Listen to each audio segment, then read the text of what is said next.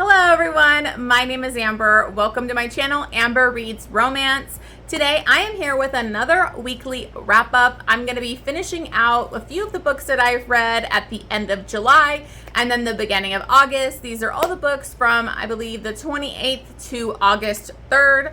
I have 10 books to go over, so quite a bit, and we know how I ramble, so let's just go ahead and quickly dive into my weekly reads.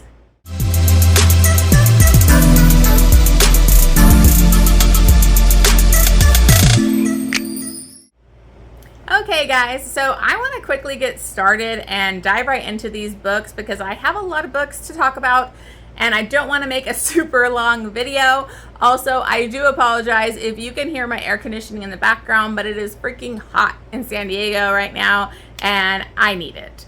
So before I dive in, I just want to quickly say, if you are new to my channel or you haven't already, make sure you hit that subscribe button, leave me a comment, and like the video. But let's get started. So the first book that I read was actually on Audible Plus. I listened to Text Appeal by Kylie Scott. And I was actually thrown off because I kept seeing an arc go out for this, like I think it's like September, October. So I was like, why is it on Audible? I guess they released it as an Audible original like first. So it is available on Audible Plus right now, but the book currently isn't available. I believe it's coming out next month or the month after. I'm sorry, I can't remember. But it is available on Audible Plus. This is the first Kylie Scott I've ever read. This is between Connor and Riley, and this is basically kind of like a fake dating, romantic comedy type of thing. We have Riley, and she decides to pick up and kind of move her life. I think it's like on a trial basis, maybe for a few months, but she's always wanted to live like in a small town. So she picks up her life, moves to like this seaside, cute, like small town, and she ends up getting a new number. I can't remember why she had to get a new number, but she ends up getting Connor's old phone number. And so all these people from Connor's, life are texting her, and she's having to let them know, hey, this isn't Connor. I don't know who this is. But she keeps getting text messages from his ex, who's coming back into town, and kind of like, who are you? Why do you have his phone? And like not believing that she just happened to get his number, and she's like, he wouldn't change his number. And this is like an on and off again kind of girlfriend that he's had for I think like over 10 years or something. They're kind of like the sweethearts of the town, and everybody wants them to be together. So the girl's kind of like telling her, oh, it won't last. Like, I'm coming home and we're going to be together. And so she eventually like goes to town, and they even have like this bet, like this tip jar thing going on at like the coffee shop of like who's gonna get Connor, the ex, or this new girl. And so she's kind of like thrown off, like they don't even believe me, and then they find out it's her and they're all embarrassed, but she's just like, this is blown out of proportion. She gets a text by his like grandma and goes to help out the grandma because she needed a ride. She was at the park and her like hip was hurting, or she has a hip injury. And so she ends up texting the ex-girlfriend to find out which park would this be at. And so, I don't know, it's weird. But eventually, like, she ends up, Connor shows up at her place, and they kind of meet. And he kind of comes up with this, he basically got rid of his number because of the ex coming back into town. Everybody, his mother's like pressuring him to get back with her. He does not want to be back with her, and he's really sick of it.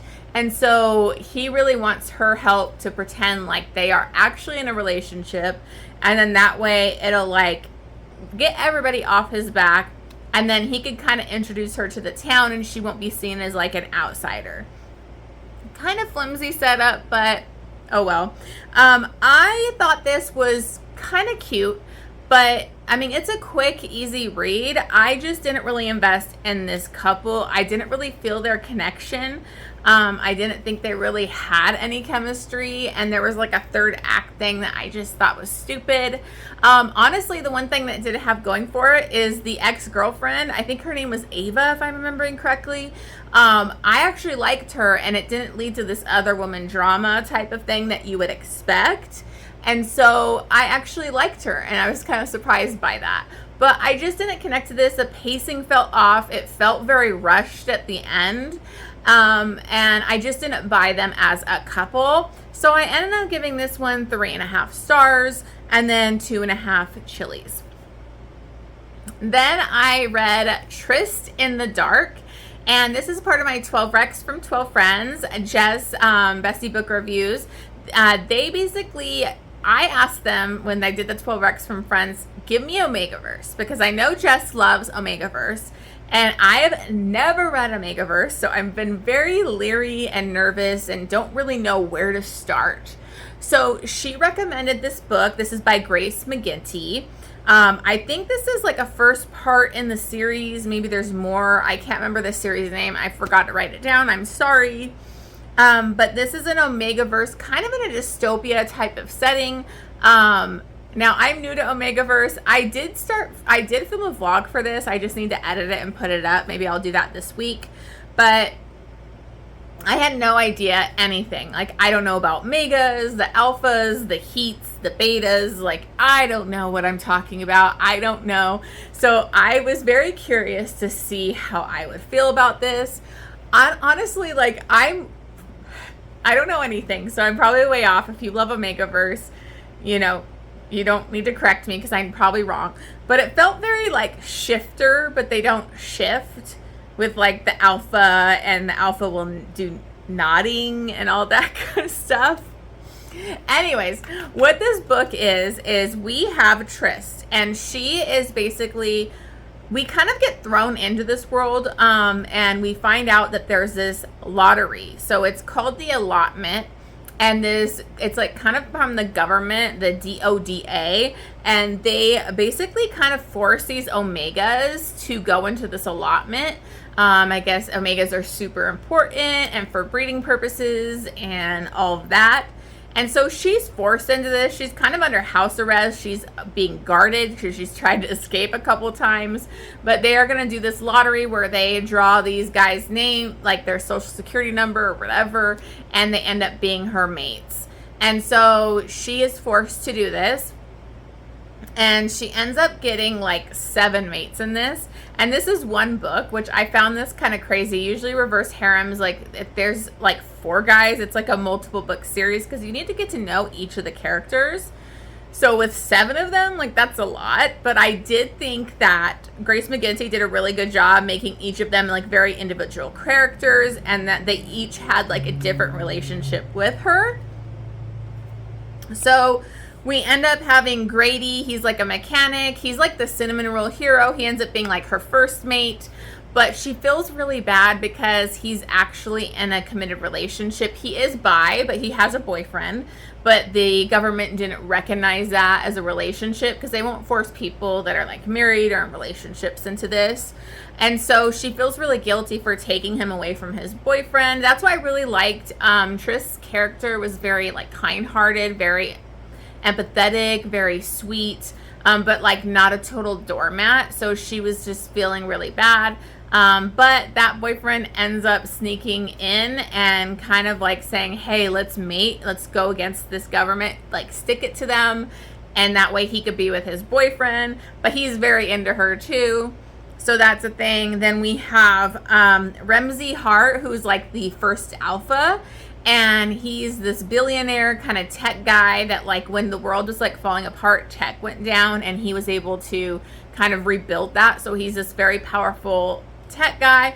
But the thing kind of spins on its head in this book is because when he comes in and mates with her, he's infuriated because she's in heat and she's not supposed to be in heat that young, and especially with like mating and everything. So he's like mating with her during her heat and trying to take care of her, but he ends up like abandoning her. And that leads to a lot of complications. And I don't want to go too into it, but there's a lot of stuff going on in this. I really enjoyed it. There was another hero that was my favorite, and that was Casey. And he was this tatted up Irish mafia bad boy. And of course, that's going to be like my favorite of the group is the Irish mafia guy. But I absolutely loved him. We have twins. And then there's another guy that ends up kind of coming in later. I don't want to give that away. But I really liked this. I liked each character. I liked the setup. I really loved Tryst's character. I thought it was funny. I just think that it could have had more world building. I didn't really know, like, where did this allotment come in? We don't have a history of, like, when the alphas and omegas and stuff started happening. So I just wanted more world building, and I think it would have been even better. So I ended up giving this one 4 stars. And for chilies, there's a lot of good spice. One of my missed opportunities in this also was we have a couple guys that are open. There's a few guys that are bi and open to gay sex and having good time. We didn't get any male stuff going on in this. We have a lot of sharing and different stuff, but I wanted the guys to get it on too. It doesn't always have to be about her. But that was just me, so I was bummed out by that. But I had a great time, so I'm open to Omegaverse, and we'll see where it goes. Okay, then I read Play Along by Liz Tomforde. I realized I was saying Liz Tomforde this whole time. I saw Jen bring it up on her video, and then when I listened to it on audiobook and it said Liz Tomforde, I was like, oh shit. So that's the correct way to say her name. So now I know. But this, I was very nervous for this because if you've seen my mid-year kind of like wrap up, Caught Up was one of the biggest disappointments for me of the year. I looked back and I think I gave it 3.5, but when I thought about it, it's really a 2.5. I think I was being extra nice to Liz Tomforde because I loved Right Move so much.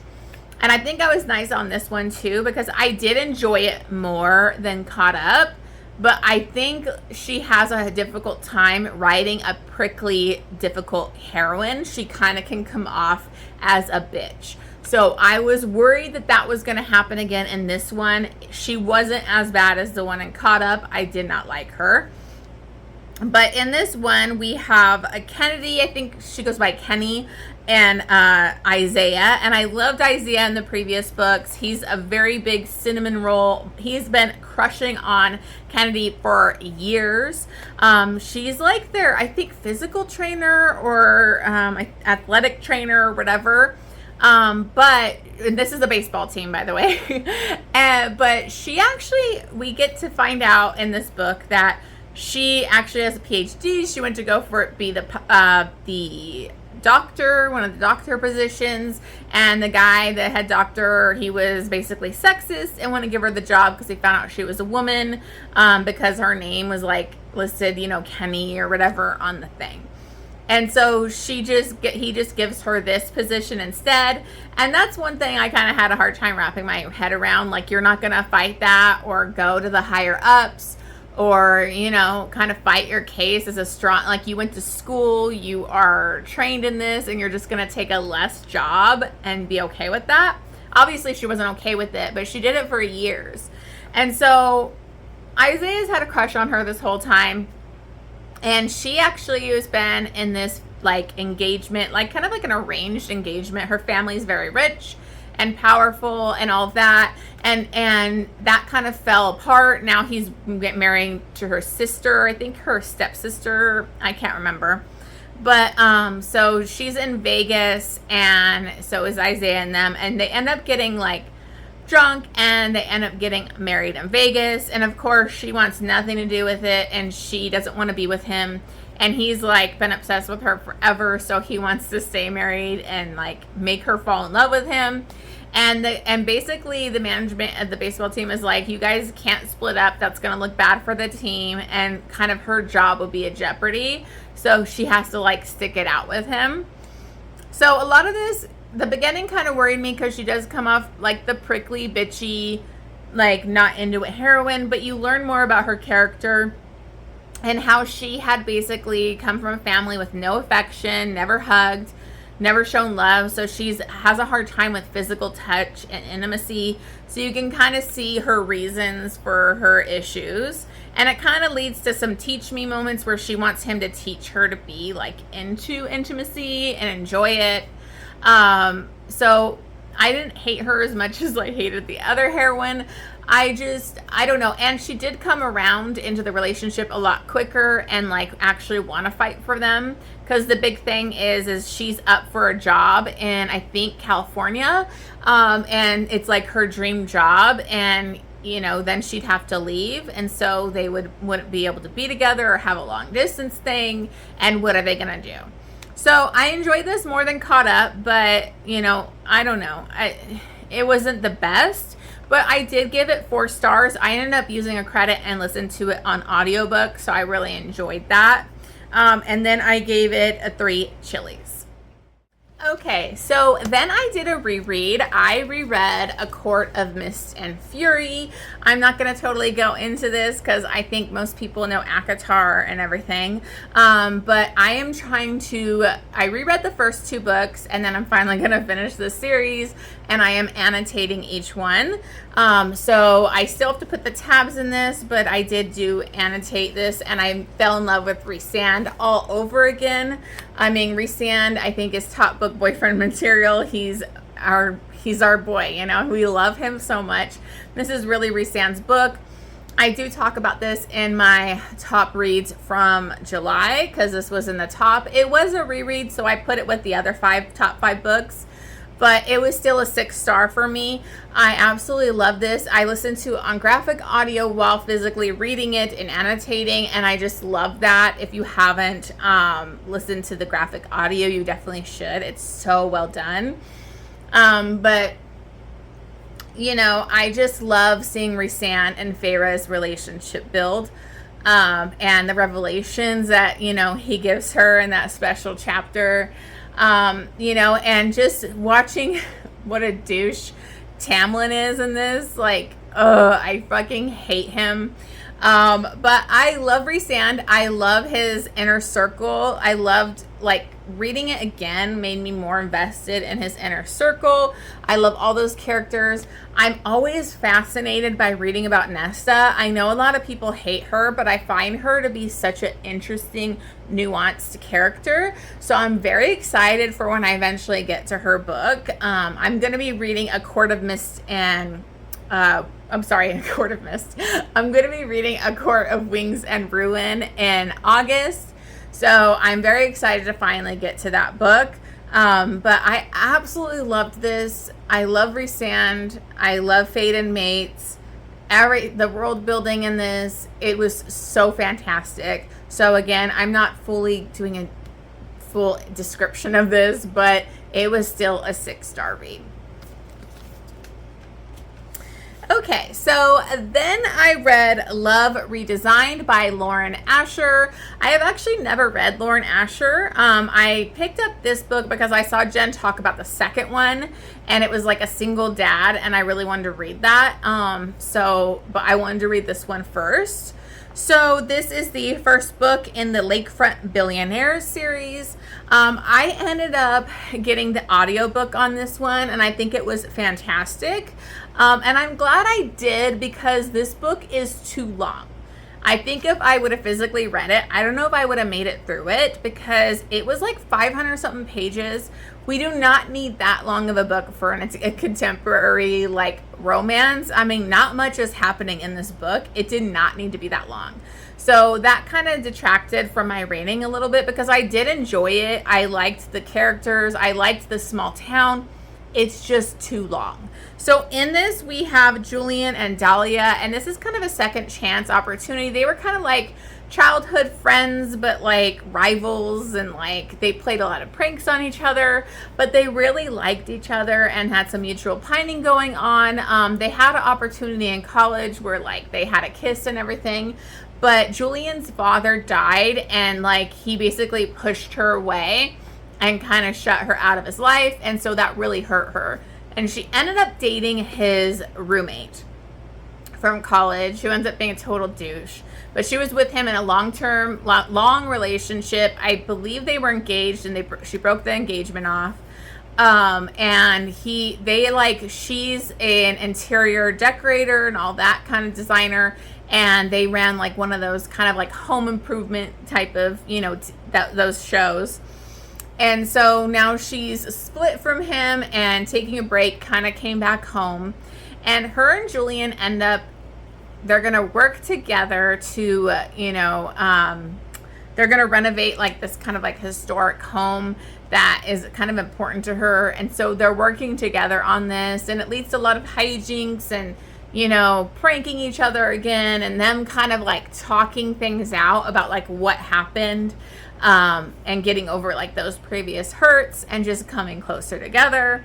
So I did enjoy it. I just wasn't fully invested. I didn't really care about the renovation stuff, and there was a lot of that in here. So I ended up giving this one 4 stars. I think it would have been better if it was like 150 pages shorter, because a lot of it just kind of dragged on a little bit because it was like long. So anyways, I still enjoyed it, and I'm excited. I'm going to be reading the second one in August to finally get to that one.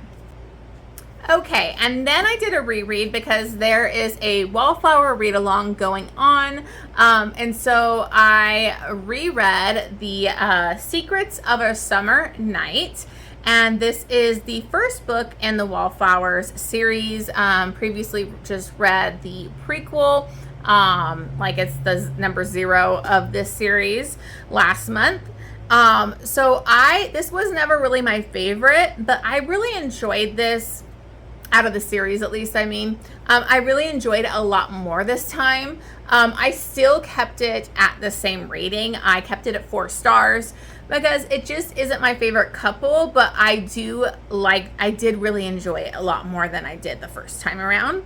This is between Simon Hunt and Annabelle, and I think this is a really good book that sets up the series because you are introduced to our Wallflowers, our girls that, for whatever reason, they're the Wallflowers. They're having issues finding suitors, and they need to get married. And so they kind of band together and have this group. And I just love this friend group and them coming together and kind of scheming and trying to help each other find their future husbands. So Annabelle is actually gorgeous. She's beautiful. She would be the belle of the ball, but she has no dowry. Her family is in bad financial straits. So she's like using old clothes. Everything's not up to like par, for what they expect. Her dresses are kind of threadbare. And so she's not getting any suitors because she doesn't have a dowry, or, her family's in financial crisis. So she actually has caught the eye, like Simon Hunt is really into her, but he's a self-made man. He's not really part of the ton, of society and everything. And he doesn't really want to marry her, but he wants her as his mistress. And a lot of the men that are interested in her are basically just waiting because they want her to be their mistress. Now, that's kind of what rubbed me off the wrong way the first time, because I don't really like it when the man wants the woman to be the mistress. I don't really love that. But I really like Simon Hunt a lot more in this one because he does actually he has a lot of sweet, tender moments with her. And so she's at this big house party. I love house parties in historical romance where they're all staying there for multiple days and just doing games and dinners, and I just love that in historical romance. And it's actually at Westcliffe's place, which will have him in the second book. But so Simon Hunt is there, and she's trying to find an eligible bachelor. There's one guy there that's kind of the last guy left, and so she's trying to kind of like catch his eye and, hopefully be with him. And just things are not going right for her. There's a scene of great caretaking in this where she gets bit by a snake and Simon takes care of her. He buys her like good shoes. That I just love all these sweet little moments. So I really enjoyed this a lot more this time around, but I still did keep it at a 4 star. So I'm excited to go on to the next one. I think I gave this 2.5 chilies. Okay, so then I had an ALC. I read Fumbled by Suzanne. I signed up this with Valentine PR. They had this where it was like multiple books in a series that you signed up for the whole thing, but you need to like make sure you're reviewing each one. And I didn't really think I got it, so randomly I just got it. So I'm expecting to be doing the whole series, But the thing is with this, I've never read this author before, and I thought this was like standalones in an interconnected series of like a football team or something. And these are multiple books. I think it's 4 or 5 books on the same couple, and I just didn't really get why we needed that many books. And it seemed like this author, this was very short. Felt very episodic, like very small little like episodes or novellas within a story. And so I don't really get that, why we needed that many books, because literally there's like no romance in this book. So I don't really get it.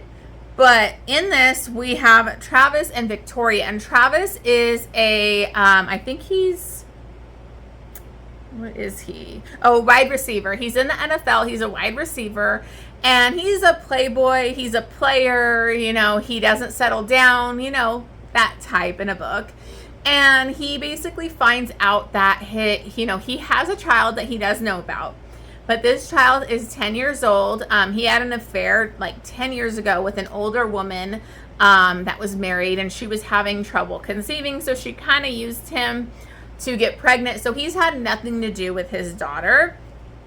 But that woman and her husband ended up dying. They got in an accident. And so now he needs to step up. He was left in their will as the one that would basically take care of the daughter because he's the real father. So he has to step up to the plate and basically kind of get his shit in order and change his life around for this daughter of his. I really loved the scenes with him and his daughter. The daughter was the best part of this book. I really liked their relationship and dynamic, and, you know, he really made an effort. So I really feel like this story was more about that and his relationship with his daughter than like a romance, because we have Victoria in the beginning. He tried to pick her up at a bar. She's in a long-term relationship with a loser who treats her like crap, and she just takes it. So she felt like a doormat, but then she was all like sassy and feisty with Travis. So he hits on her and she turns him down, and he can't stop thinking about her because nobody turns him down. Anyways, well, when he gets like his daughter and he's getting her set up in school, he runs into her at the school, and he finds out that she actually, I think she's like a language, or not language, maybe writing expert, but she's helping out with his daughter's IEP because she needs help in that area and she was behind. And so she kind of has to work with Travis, but she is such a fucking bitch to him. She's been a bitch to him from the get-go. She's very judgy. Like, she doesn't know anything about him, but she's so judgmental. And she's very unprofessional with the way she talks to him when she's going to be like working with his daughter. So I did not like the heroine in this at all. And it kind of leaves off on a cliffhanger of like his daughter like not being where he doesn't know where she's at. So literally nothing happens. Like, they might have like kind of a kiss or like something near a bathroom, but really it's like enemies to lovers.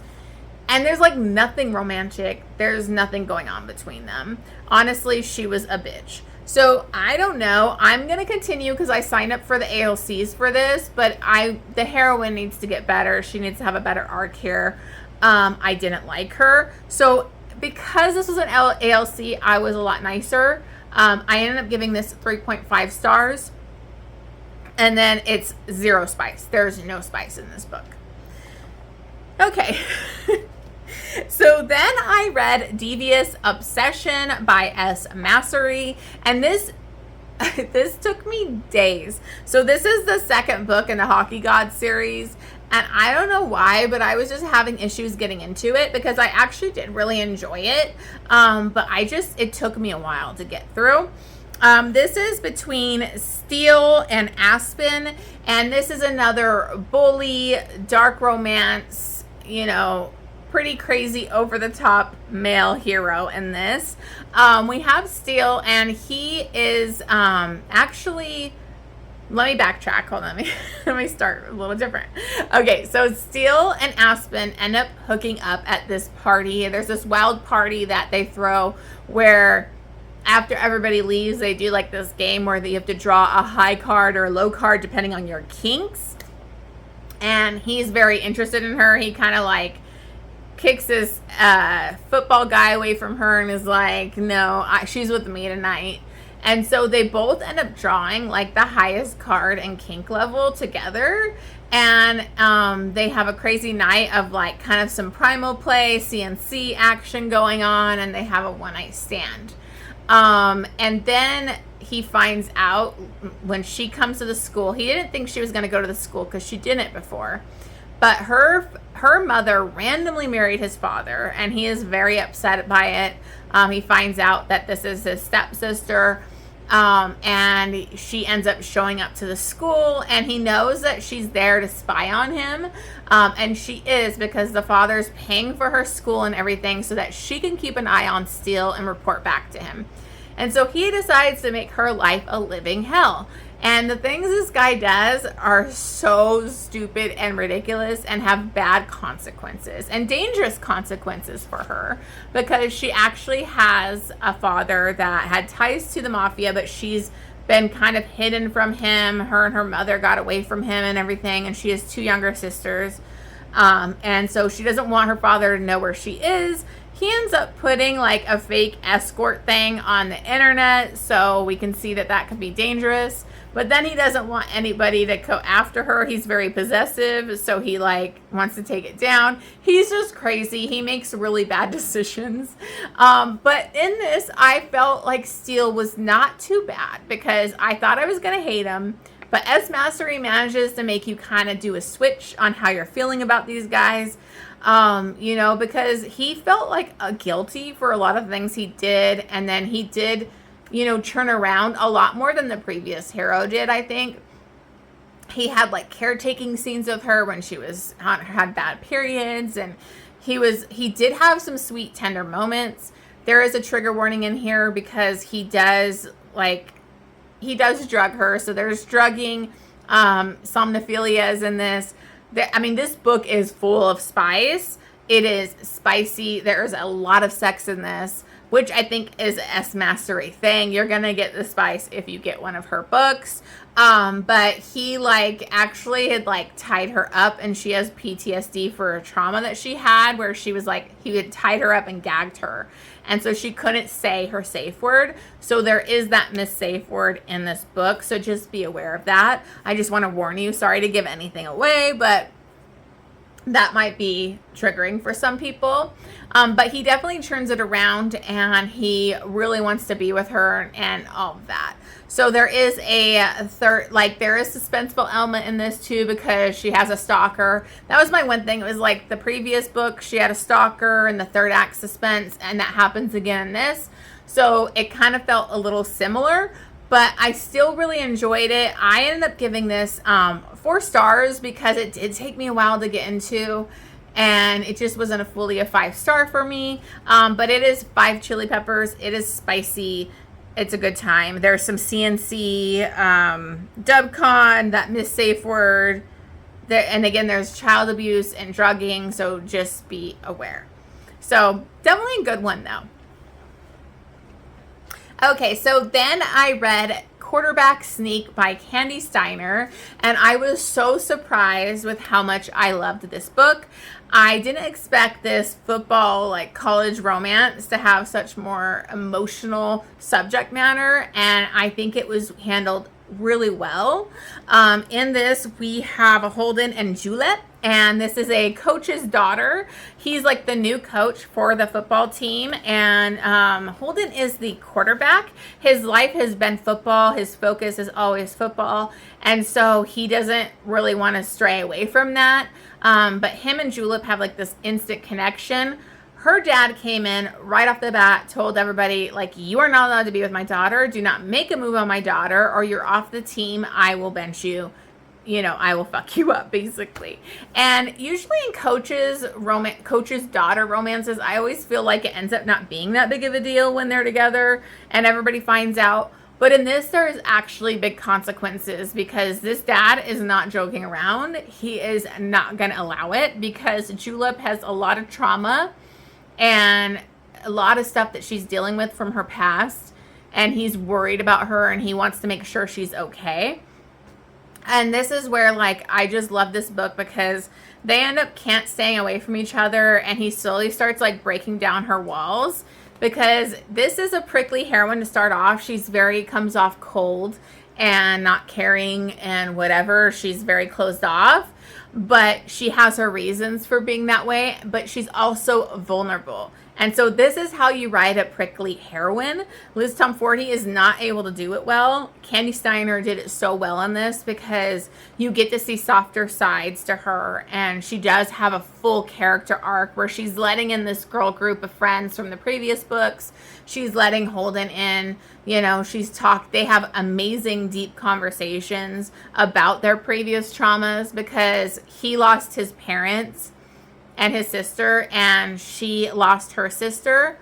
Her sister, you know, had a drug overdose, and she bears the guilt for that. So she wears that all, like, very heavily on her. So I just thought this was so beautiful. They had so many of these great moments together. Their connection was very sexy, but it was emotional connection too. And that's what's missing a lot of times when we have these sexual connections in books. And I just love these deeper conversations about, it's dealing with, like, loss, grief, you know, depression, maybe suicidal thoughts and things like that. So, you know, I just found it very moving. I loved Holden so much. He was so dreamy and book boyfriend material.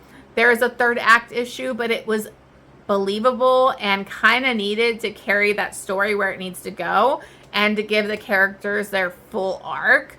So I absolutely loved this. I loved it. So I am giving this one 5 stars and 3 chilies. I think it's my favorite in the series. I love the Blind Side, but you know, there were some little things with the third act that pissed me off in that one. And this one, like, I absolutely loved the entire book. I ended up getting this because I got the bind up. Like, it's like all 4 audiobooks in a, like, bind up on Audible, and I used, like, a credit for it. So I'm so happy I did. I listened to the audiobook. It was fantastic. I was getting moved. So absolutely recommend it. This was fantastic. Oh, it was the 3rd book in the Red Rivals series. Okay, so the last book that I read, it was A Day Until Forever by Erin Langston. I just read Forever Your Rogue in July, and it was my favorite book of the month. It was a 6-star read. I fell in love with Erin Langston's writing. I think she has such, like, longing and angst and just, like, romantic writing, and I'm missing that in a lot of historical, and I just loved it so much. And in this is kind of like a prequel novella, and this is about that hero's older brother who had to basically take on his younger brother and sister at a young, like, they were much younger than him, but he had to, like, take over as Earl and take on duties because his father was a loser and take care of these kids. So he's a very serious, straight-laced, buttoned-up kind of guy. So this was going to be his romance. I absolutely loved his character in Forever Your Rogue, and I loved seeing him and Nate, like, build their relationship again in that. So I was dying to read his romance, and this was super cute.